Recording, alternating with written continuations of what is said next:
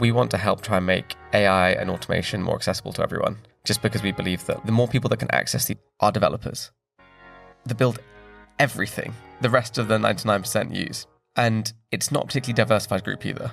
And so for us, that is the problem to be solved. What's evolved is probably more, the market's evolved in terms of people's excitement around it. People have more of an understanding with it, and more practically people have used it and touched AI.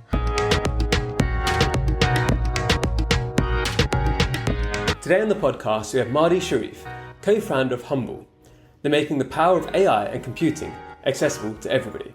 Mahdi's got a great story, having grown up and gone into EY, which is fairly traditional, but from there, jumping across to China and joining a startup out there when he didn't speak Mandarin himself at the beginning, helping that scale and grow, and from there deciding to now build his own thing. I hope you enjoy this episode. I'm Amar from the Bay HQ, and this podcast is powered by HSBC Innovation Banking.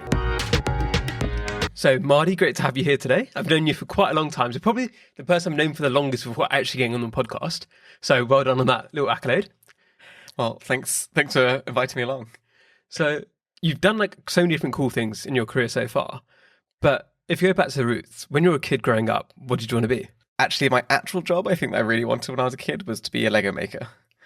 I still love Lego, and basically I think just being able to create whatever you kind of imagine, basically from these little Lego bricks, I thought that would be a really, really cool job. And then what made you give up on that? That's a great question. I probably should do some more self-reflection. But I guess in a funny way, these things kind of come all the way through in different aspects of life. And I think the stuff even that we're now focused on in the world of Humble, I think in some ways is a more digital first version of what Lego making might be. So did that take you down a path towards engineering, get those kind of ideas, or what did you then end up studying? I ended up studying chemistry, which is much more a function of having Asian parents rather than a desire to do so.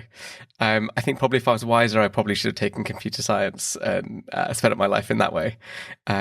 But no, I ended up doing chemistry. But I think everything happens for a reason. So, but you say chemistry is a typical subject, but there's the other ones as well, like engineering and even say computer science. That's fairly common for a lot of Asians to do. Why chemistry? I probably wasn't that forward thinking apparently at that time. I think if I'd taken a more strategic choice, maybe that's what I would have done. I think given that faced with the idea of doing one of the sciences, I felt that chemistry was the one at the time. And then once you started doing it, were you I made a good decision here? Or I think you soon realise after spending many hours in a lab by yourself, you realise that that's probably not the best place for a social being. So I think post then yeah, took a slightly different life path. And at any point during this process, were you thinking maybe you want to do your own thing or do something more creative or different? Or when did those seeds start to come into place? So I think actually the seeds of trying to do my own ventures probably started much younger. So I guess as a kid, I was kind of the one that was basically buying and selling, well, initially selling my sandwiches.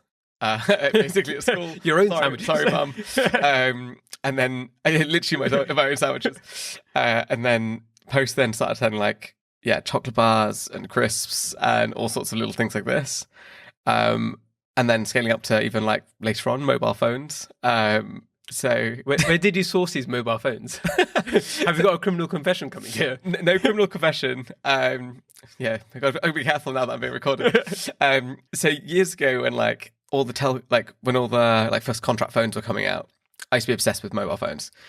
And so there used to be all these crazy redemption schemes where you'd basically buy a phone and get some money back. But I was maybe 15, 16 or something at the time. So I used to have to pretend to be my mum on the phone. And then not your dad, you went for pretending to be your mum. Yeah, well, I was having to use her card basically to try and handle all my transactions on it. So put on this little female voice and try and basically sign up for these contracts, and then I would sell on the phone and then basically keep the contract. So that's where my mini adventures I guess began earlier in life. Did you do anything at university on that side as well? So actually at uni, I took some time off uni after my first summer and did door-to-door sales, which, whilst not setting up a new venture, was really a very quick way to get a kind of schooling on really brutal entrepreneurship in so many ways, because you kind of build a team from scratch. You have zero salary and it's all on commission. So it's like a very quick way of suddenly being forced to try and learn the ropes about some of what that looks like. But actually, I think first couple of years of uni, I just tried to learn about the world in a funny way. So I've always enjoyed working. So yeah, I just started to speak to lots of companies, trying to work out what everyone did.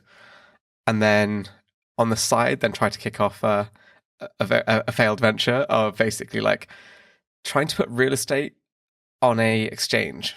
So the idea being like, if you could like pre-list houses, what could that mean for buyers that can basically pre-buy into it, and then construction companies to not have to go through intermediaries to sell, so you bring down the cost of housing, which was probably a far too ambitious thing to do at university with an Indian friend of mine.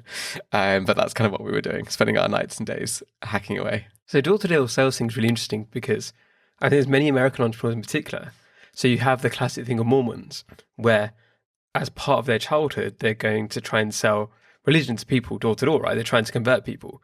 And going through that process and getting rejection constantly really helps build that resilience. And at the time, was that something which you obviously, most of the time people slam the door in your face, I guess, or just not answer. How did you feel at the time? Was it a difficult thing to get through? And do you think it's helped you? Or was it actually not too bad? Honestly speaking, I think door to door is probably the best way to accelerate like your comfort with being rejected. Because basically like you're knocking like 100 doors a day. You're probably expected to make maybe 2 sales. And there's this idea of based like the law of averages where like you will make 2 sales out of 100. That assumes that you're kind of like as happy on the 99th door as you were on the first door to be able to make the sale if it comes. And so it kind of trains you really heavily. So I'm actually a huge fan and incredibly I feel a lot of gratitude towards like having that experience because, it's a pretty brutal environment, but it was actually really, I think, got me organized and framed a lot of the ways I think about the world of sales now. And I think the other good one as well is when people are trying to get charity donations on the street. So you see it just outside the tube station and things like that. Again, everyone is just walking straight past you. And it must be, I've never done it myself. It must be so hard to deal with because you're just sitting there and you're trying to be jolly each time. But obviously, again, law of averages, some of those people must then make the money for the charity in order for it to be worth it. And when you started your own ventures, you had said the house platform. Was this a coding platform, or how did that actually work? How did you actually start that off? So actually, to be honest, most of the time was initially spent trying to work out like, how's it functionally going to work with regulation, all these other things. And so it's literally like me, another friend of mine who's a student at Warwick with me, and this senior manager in Deloitte in India. And we were just like sat there on these calls trying to plan this stuff. So we hadn't even got into like the heavy coding of things. But it turned out to probably be a slightly too complicated venture to be kicked off by 2 students on the weekends in at Warwick at the time. So I think one of those things is trying to work out like, where can you actually play versus where do you want to play? But I definitely, that experience kind of just got me like reconnected, I think, with building. Because I think after my first kind of year of doing corporate, because I took a year out of uni, I needed to kind of reconnect with that part of myself. And that was a really important part of that journey, I think. And then obviously when you left university, you didn't go straight into entrepreneurship, right? What did you go into? So I actually went into the world of M&A. So I was tempted actually to go straight closer back into the startup world, working for a parenting startup of all things. So that's kind of where I spent my time in the summer. But in the end, it made more sense for me to go join. So I joined EY and then worked in like merger and acquisitions. And I think if you're someone who's curious about like how business works, it's a really fun area because you basically spend your time like researching companies, digging deep. And then, at least for me, like you're spending a lot of time with entrepreneurs and seeing like what those later stages look like. Mm-hmm. And that was a really powerful thing for me to kind of frame kind of what I wanted to do. And so whilst I went into M&A, I always knew that I would never stay in M&A. I would always want to go back and set something up. But that in itself was a really useful experience. And obviously a lot of people who are listening to this haven't worked in M&A. And many entrepreneurs that have started in business haven't done that either. What insights do you think you got from that really helped you later on? That's a great question, actually. So one thing I think is understanding yourself. So I really loved what I did when I worked in M&A. And I loved EY, actually. They were really, really a great firm. But every single time I like did a deal, and we spent months and months pulling together this plan about raising this money to go do X. And I'd get to the end, we would raise the money, and I'll be like, I want to go do this plan now. And they're like, no, next deal. And you're like, I kind of want to go do that. And so I think the thing I'd realized about myself is that I wanted to basically be on the operator side of what that looks like versus on the advisory side.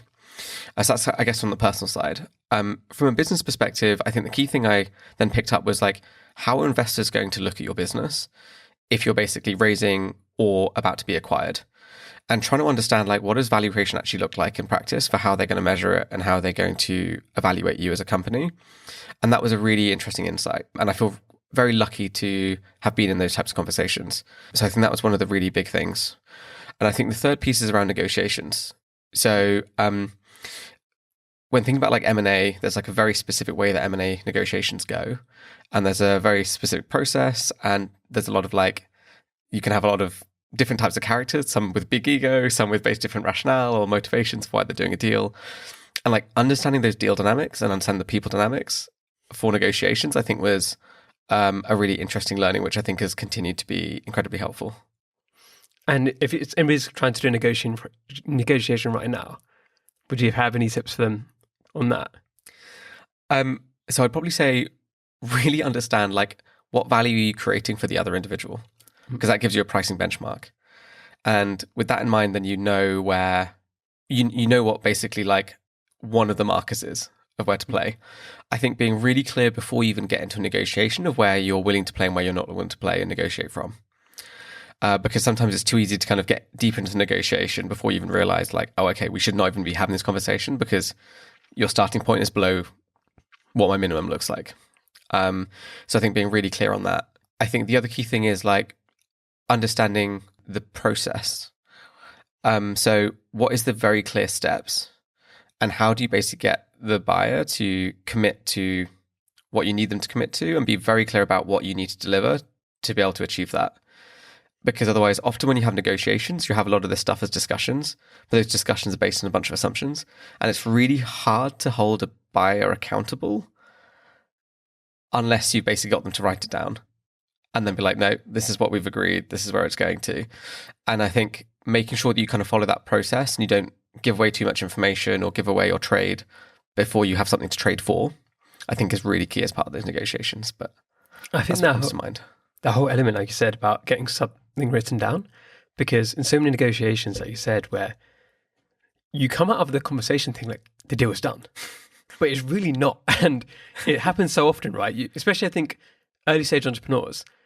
And we've made the same mistake ourselves, right? You talk to somebody, they said they're interested. Okay, cool, they're going to back us. And you start getting really excited. And the amount of times that's happened, but it hasn't then followed through or hasn't actually been confirmed. And it's having that level of objectivity about it, right? It's like, okay, they've said this thing, but they haven't written that down. So are they that serious or is it still, they're just excited in that moment? And like I said, anything you just say in a conversation, you can't be held to that. There's no evidence of it, right? So yeah, that's definitely something which I find really interesting about, because I know that I do it myself still. I still get really excited by things, but it's like, well, it's not actually in an email, so maybe it's just hype, or maybe it's also because you're looking somebody in the eye, they're smiling, you think it's a really good point, and maybe they're just smiling and being friendly. So when it's in paper, it makes a difference. Yeah, you're so right. I think also just being clear with yourself around what are the actual steps that get it to when yes is a yes. Because otherwise, I think like as founders, we're like incredibly optimistic and we're like, oh great, it's coming, it's happening, it's going. And it's like, okay, but these are the actual steps that have to be ticked off before it's really a yes. And I think especially founders fundraising, that's one thing I've definitely seen as well when in the fundraising process where people get excited when people are starting to put commitments in. But like one of the big things for me is like, you need to get your leads in first. If you don't have your lead investor, then like all the other yeses don't matter quite as much yet. Yeah, because I think when I first started in this world, I always thought people were just kind of like bullshitting, right? They're just saying, oh yeah, we've got these investors coming on board. But it's not that they're lying. It's just that they think that it's a lot further ahead than it actually is. So it's not that they're trying to pretend. It's just in their heads like, yes, they're going to come in. Even though the investor themselves like, oh no, just being nice. But that whole communication element is so difficult, I think. And because you're looking for a yes, right? You're looking for any signal that's going to be a positive news. And then you jump on those things. But you mentioned as well about how you want to go into operating side again. How did you manage that transition? How did you get away from EY and the advisory side onto the other side where you thought you were best suited to? So I'd probably say I took a slightly unconventional approach. So as a bit of context, I was really interested in spending some time in a different market and looked at a mix of places across Asia and ended up kind of landing in China. And the actual story is that I kind of couch surfed out in Beijing. And then was this while you were still working for EY? This is while I was still working for EY. Did EY not pay for accommodation? Or so I did a kind of rogue trip. So I basically like went out kind of as an individual versus the company, just like scouting out there. And just couch surfed out in with literally this random lady in Beijing. And she literally just dropped me off on the side of the road in the tech district. And then I literally cold called on doors in China without really speaking any Mandarin. So slightly ridiculous. And so I kind of found the office of like the TechCrunch equivalent. And then basically knocked on the door. And then luckily enough was like, does anyone here speak English? And I found this one guy that spoke English. And so just by dumb luck, he was the developer that basically built the equivalent of like AngelList. Mm-hmm. And I was like, can you help me find these programmatic advertising tech companies? It's like super niche. And he was like, maybe, and then searched on his little system, and then I cold called a guy. Wow. And that's kind of how things started. And so I end up basically like on the side kind of moonlighting while at EY, basically just like helping out this little startup. And this guy was open enough to receive my cold call message. And that's kind of how I got a bit more ingrained into it and just started to help them out for free on the side, learning a whole bunch of stuff with them. And then as we got a bit bigger, then kind of joined them full time. So it's interesting. We talked about how cold calling builds resilience. I think there's like another level when you cold call in a language, like cold knock on people's door when you don't even speak the same language. Just knock on the door and just like blankly look at each other. It's like pretty impressive. Yeah. And even with this, you said it was a very specific niche you went for. Why that niche? Because like you said, it's very specific. So I'm kind of, if I think about like these like odd areas of obsession, I think like people is definitely one of my odd areas of obsession, and like data. And at the time, the areas that kind of looked at like a lot of like people and data and information and these kind of clever systems was like the advertising technology and marketing tech space. And so it ended up being this kind of like random niche that I ended up spending a lot of time in, did some M&A deals in, and was like worryingly nerdy about, to the extent I literally had these like posters on my wall of these like huge ad tech landscapes. And so, it was just an area that I spent a lot of time in. And so what it meant is that I could then also be helpful to this Chinese startup around what was happening in the West and other areas, and then kind of go from there. We hope you're enjoying the episode so far. We just want to give a quick shout out to our headline partners, HSBC Innovation Banking. One of the biggest challenges for so many startups is finding the right bank to support them. Because you might start off and try to use a traditional bank, but they don't understand what you're doing. You're just talking to an AI assistant, or you're talking to somebody who doesn't really understand what it is you've been trying to do. HSBC have got the team they've built out over years to make sure they understand what you're doing. They've got the deep sector expertise, and they can help connect you with the right people to make your dreams come true. So if you want to learn more, check out hsbcinnovationbanking.com. So you said you wanted exposure to another market, right, by working for EY. When you actually took the decision, okay, I'm going to work full time for this Chinese startup, was that just something which you just in the flow of excitement, or can you talk us through that decision?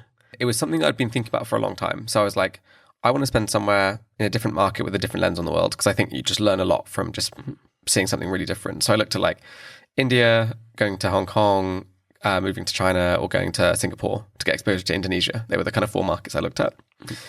And then, kind of ended up falling down the China track in terms of like starting to collaborate with this company, and then from an early stage. But the actual process took about 2 years. So I was actually helped them on the side for about 2 years, and then basically spent my own money and on my own holiday, basically working for free for this random Chinese startup. So I did about 7 trips in 2 years. So it's quite a lot of trips. And that's kind of how I end up kind of landing out there. And the rationale and kind of thinking process around it was like, I could just go quit my job and go join a startup.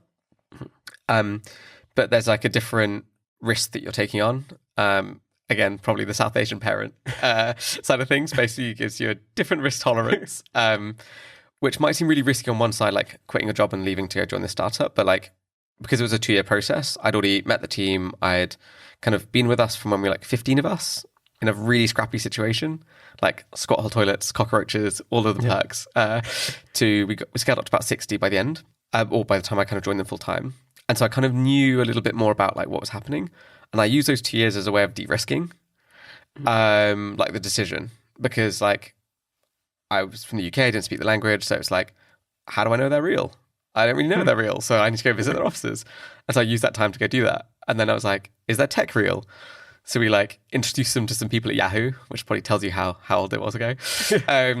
And the people at Yahoo said, hey, we did the integration and it worked. So I was like, okay, cool, it's real. So for me, it was about de-risking the decision. And so I just used that time to take the steps so that I could then make that leap. Whereas on the outside, it might look a really risky bet, joining this random no-name startup. But the flip side was it was like a 2-year-long process where I kind of ticked off a lot of the boxes I wanted to do before I kind of got there. And again, I was really, really lucky that EY was incredibly supportive. So I got a lot of time from my old colleagues from... So it's interesting because I think that's a journey I haven't heard too often on the podcast. But it's really interesting because I think for a lot of people listening, that could be a potential path they could take, right? Where I think what we see on social media, what we see everywhere is this idea that you have to burn the boats, right? You have to take the leap, do all that. But in reality, you can do things like this. And obviously you went out to China to do that. But right now, there's people listening to this who aren't really happy in their job, or they think they can do something more on the operator startup side. But they're thinking, oh, I have to quit my job, I have to do this. And, oh, but what are people going to think because I've got to take this risk? Whereas actually, some of them could be listening right now and thinking, wait, maybe I could offer to help for free at an early stage startup. And if they're doing that in their free time, they find out if they enjoy it, and then take the leap. There are these ways, like you said, of de-risking things, which make it a bit less scary. Yeah, I think... I know sometimes it might feel like slightly controversial to be like, hey, cool, actually go help someone out for free and then work out whether it looks like it. But I think, honestly, for me personally, I think about it more from a value exchange perspective. I don't think about it as like, hey, this is free work. It's not. It's actually that I'm getting a whole bunch of value learning about a thing and they're giving me access and they're open enough to do so. Yeah. And that's what it's You're learning, right? I'm learning a ton. So it's a value exchange, I think, for it. I think, but I think definitely there's a lot of people... In the offices, I'm sure there's many people who are kind of disgruntled and thinking, oh, actually, I want to go do something else. I think when you're forced to actually go, hey, are you going to willing to actually spend your free time on this? Are you going to be willing to spend your weekends on this? Your evenings when you should have been going out with your mates, but instead, for example, you're sat doing work. I think sometimes like that in itself will tell you what you're willing to compromise on. And if you're not excited enough about doing that thing, maybe you really don't want to actually start a company. You just want to actually stay in corporate, because that's actually the best place for you. But the flip side is I think there are other routes for ways people can de-risk. But I think at some point, definitely when I moved full-time onto the stuff that we do, there was a big kind of mental shift because you had more headspace. So it was less about the commitment side. It was about like having the headspace to really get deep into the problem you're trying to solve. But I think there is a lot more ways of de-risking, assuming that people are willing to sacrifice and compromise on things. Yeah, and as you said, there's always some level of privilege when you're working for free because you had the safe money coming in from UI, right? And that's always one of the difficult things sometimes of like trying to make sure that we are conscious of that, right? Like I could do different things on the side because I knew that has my salary coming in. It's always interesting to think, you said that you had the ad tech background at EY, so you were able to offer things to the shiny startup. When you went full time, what was your role there? What were you actually doing for that shiny startup? That's a great question that my mother often asked me and I didn't know how to answer. So I joined basically running strategy and ops, but in reality, like the title of like chief strategy officer is kind of irrelevant in a startup. It's basically just like firefighting. So initially it was looking at some of the kind of corporate strategy side of what we were doing and also working with like bigger strategic clients, especially some of the kind of larger Western orgs, just to be able to help them navigate it in a more mature way, and also tech integrations with other larger like Western tech companies. But then after that, then it's just actually just like into the operations. So like honestly, it's all the random things like I ended up like reteaching everyone Excel because I was like sat looking at what everyone did and I was like, this is so inefficient. And then basically just like taught everyone how to use Excel properly to like automate a bunch of these things. You end up just jumping into random things. I was running HR for a while. So looking at like, how did comp doing a bunch of compensation modeling for when we were growing. We started to kind of grow a bit quicker, just to make sure that those things are all aligned with like the strategy and just using data for that. So honestly, it was a whole mix of things. But to be honest, it was a lot of like firefighting as you grow, basically. Just like you hit like 50 people, then you hit 100 people, 150 people. It's like everything breaks, and it's just getting stuck into the opposite of it. But yeah, it was a very, very different world, especially in China. How was your relationship with the founders? Because I guess what you're describing in some ways what you imagine the founders a lot of the time are doing, right? Firefighting. So you're almost like the right-hand person there to just... there's going to be a million fires at any one time. They were able to trust you to deal with some of those fires so they could focus their attention elsewhere. Yeah, so I was super, super lucky. Honestly, super lucky in that sense. So Zhang Shaobai, David, the founder, David Zhang, he was incredibly open-minded. One, because of the fact that when I first spoke to him, he didn't speak any English. We were just using translation tools, like for starting out. And there were 15 of them at the time, bootstrapped in Guangzhou. It was like... and he responded to this random young analyst banker, basically, like pinging, cold call messaging him. So he was incredibly open, and we spent a lot of time just sandboarding what we were doing as a company together. And then we hired someone else that I knew out in China, and then, yeah, became basically kind of part of the core team, then defining like what we did. So that was really, to be honest, like credit more to David, I think, for his openness around it. And then you just get stuck in. I think, especially in startups, it's less about what you're being asked to do, more about you just see problems and just try and be helpful towards it. And then that kind of almost defines more what you do than what you thought was on the JD. It's interesting as well, because we talked about how you were trying to make sure they were legit. But obviously they were doing the same thing to you, right? There's like, who's this random kid who's saying he wants to help us out? Is he going to scam us? Is he going to try and take our secrets? That probably all went through their head as well. And you obviously were there for like a little while after you quit your job and went full time there.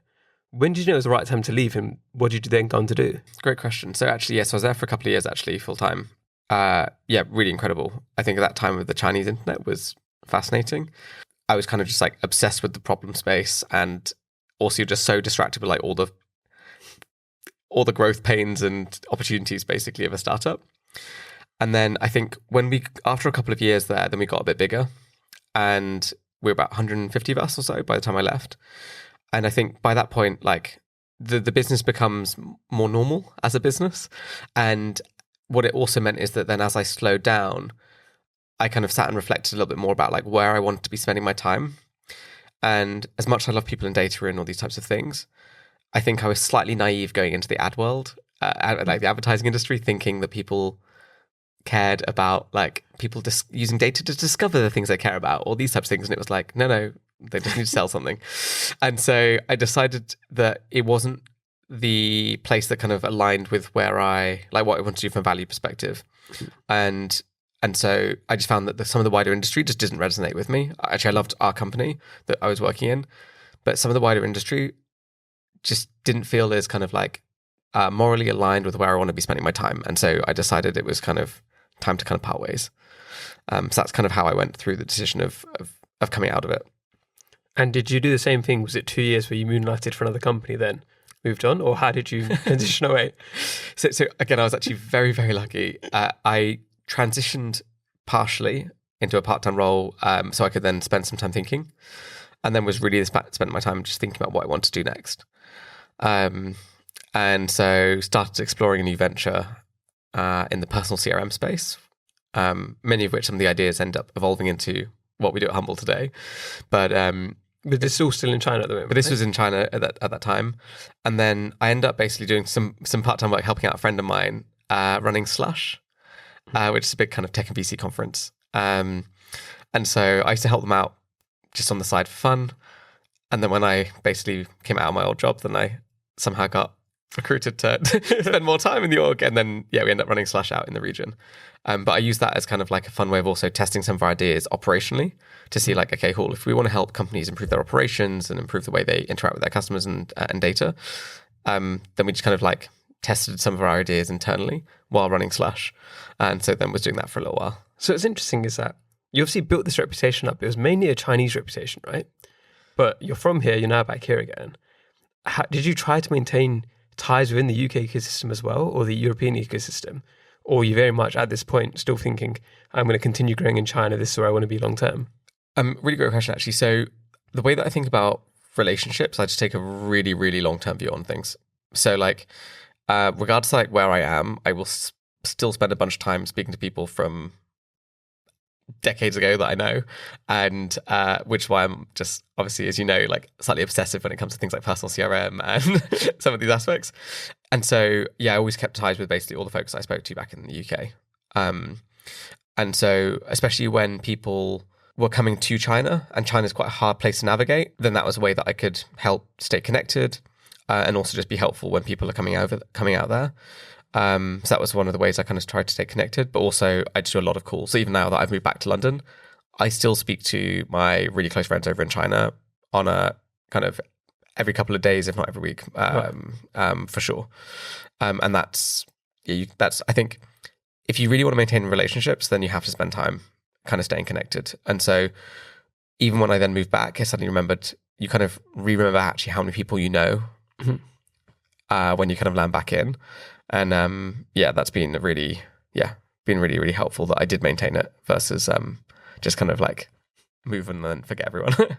What was then behind the drive to move back here then? Because obviously you had this Slush gig, which people who don't know, Slush is the biggest European conference. So I'm going in Helsinki in a month's time, 2 months' time, wherever it is. So I'm kind of excited because there's a big hype around it and I've never actually been myself. You won't regret it. So you've got all of this cool stuff going on in China. What then makes you decide, okay, it's time to come back to the UK now? Yeah, it was a super intentional decision. I came back for Christmas in December of 2019, and then I was about to fly back in January 2020 to China, and I'll let you do the maths to realise that I never quite made it back. Yeah. So that was a slightly sad end to my 4 years in China. So wasn't quite how I intended to leave China. But I think at the time, we'd already then started building out some of the new venture with my co-founder, who's Nilu, who's back here in the UK. So at some point I was kind of planning on shifting back, but yeah, not quite how I planned. So you mentioned Nilu there. How did you guys get in touch? Because obviously, if you're out in China building a company where one founder's in China, one founder's in London, how did that kind of come about? What made you decide, okay, we're going to build something here? Obviously now you're working together in the same country, but originally when you decided that, maybe that wasn't the case. No. So actually, I think to your point actually about like staying connected, I think so I've probably known Nilu for what, like 12, 13 years or something like this. Yeah. Met him in Google Campus when it kind of first opened, and he was doing Entrepreneur First. Mm-hmm. And he's just always, so I kind of have, whenever I meet people with my OCD nature of some of this stuff, like I'll be like, oh, this person's like a super interesting person. Remember to like have a chat with them about X. And so when I first left the startup and was then kind of thinking about some new ideas around what I wanted to work on next, I was like, okay, who are the smartest folks that I know in the AI world? And so I literally just went through everyone on my phone book and then was like, okay, cool, speak to them. Okay, speak to them. And then picked up the phone to Nilu and then explained a little bit around some of the things I was thinking about. And he just gave me some awesome advice. And then I caught up with him a couple months later. I was like, hey, thanks for the advice. Like, this is kind of where I've kind of got to with it. And as we carried on having those conversations, then it kind of emerged that actually like, hey, it might be worth us actually kind of collaborating on something together. And then we kind of started exploring it. And so, yeah, even the fact that it was like from years and years and years before, because we stayed connected over those years, because he's a really close friend of mine, then they end up kind of co-founding the company together. And obviously you were looking at AI before AI was cool, right? So tell us what exactly the idea was and how has that idea evolved to what it is today? I think we start with a very clear view of saying like, we want to help try and make AI and automation more accessible to everyone. Just because we believe that like, the more people that can access these types of technologies and build and create with it, the more opportunity there is for everyone and the more equal that opportunity is distributed. Fundamentally. So that is fundamentally the kind of guiding principles around kind of what we think about and where we spend time. And to be honest, at a kind of really high level around like really helping educate a generation of people with the right skills and ability to be able to build and not just consume technology, but actually to create with technology, like that hasn't really changed. Because it's kind of crazy, but if you think about it, like in the world of tech today, it's kind of like being in the dark ages. you have this tiny group of people, you're talking about like 0.1% of the world are developers that build everything that the rest of the 99% use. And it's not a particularly diversified group either. And so like for us, that is the problem to be solved. That has pretty much stayed consistent since we've began. In terms of what has evolved as the market's evolved, and like obviously if people mention the word AI these days, then it can mean so many different things, and people have very different expectations now with the world of ChatGPT. And I know you did it before it was cool. I can vouch that. Yeah, you didn't just jump on the trend. Yeah. So we've definitely been anchored in kind of like where we think this stuff is actually going to be useful for it. I think what's evolved is probably more the market's evolved in terms of people's excitement around it. People have more of an understanding with it, and more practically people have used it and touched AI. In the past, for example, AI was very much specifically just for a group of very technical individuals. And I think with that in place, I think what's evolved for us really is more around saying, okay, well, how do we then take that excitement and then channel it into the right expectations of what actually it can do well? And so I think the best definition I've heard of some of like the LLMs in the AI world, I think was one of the guys from Andreessen Horowitz, who said AI is like seeing your dog walk on the back legs for its first time. You're impressed because it's doing it, not because it's doing it well. And so I think for us, we're trying to say, okay, cool, like, yes, you have like a bunch of these tools that can do some of these things, but like, how do we actually connect these tools and basically turn them into actual solutions for you and make it specifically for you? So like customizable for you in a way that works for you. And so I think what's evolved for us really is about just leveraging some of those newer types of technologies that now exist, but still staying in the frame of how do we build tech that basically is like really easy to use, really easy to onboard, that kind of works in the way that you work, and customized as a structure. So to be honest, it's funny, we were going back through our original pitch deck and it hasn't really changed that much. We've kind of just stayed towards the kind of principles of how we wanted to build with. And like, as you said, like that's a huge problem there, right? Have you kind of focused your priorities at different times? So now who are you targeting first as customers? How are you making this a sustainable business and to be able to grow that? Who you're kind of targeting right now? So what has definitely changed and evolved is kind of like us honing in on the specific problems that we really want to kind of go deep in. So fundamentally for larger organizations, we basically help them make better decisions by enabling them to basically break down the kind of data and knowledge silos that exist across an org. And especially because like people like fed up with tools. They've got so many different tools and so many different safe data sources and checking all these things. And so for us, it's about saying like, how do we rip away all of the tedious stuff and just make it really easy for you to be able to centralize all your information, make it really easy and streamlined as a workflow, and then make it easily shareable across the team. And so the types of companies we focus on specifically are in especially teams that work with customers. So like sales teams, customer success, account management, those types of teams. But there's often a lot of other industries that also touch there, like one of which being like things like even the venture ecosystem. And so we kind of support a mix of different use cases across there, where we just try and help really connect, automate, and then leverage AI within these workflows. And you stayed in stealth for quite a long time, right? And that's the reason why we hadn't got you on the podcast before.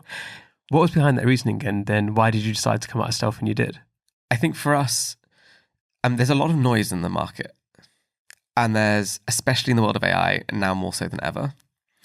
And I think we really want to just stay true to the principles of how we want to build with and not be distracted, because it's actually really easy to be distracted.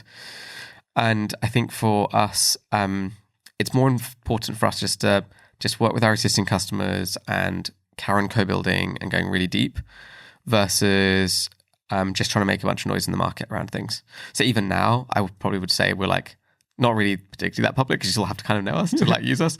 If you know, you know. But that's kind of more the approach that we prefer to take. And we will obviously do some stuff that's a bit more public later on down the line. But I think the things that matter for us, I'm less worried about there's a lot of like metrics that look great but don't really actually move the business forward. And I think we want to just try and stay as focused as possible on like, what does progress mean for us around product market fit, around like impact on customers.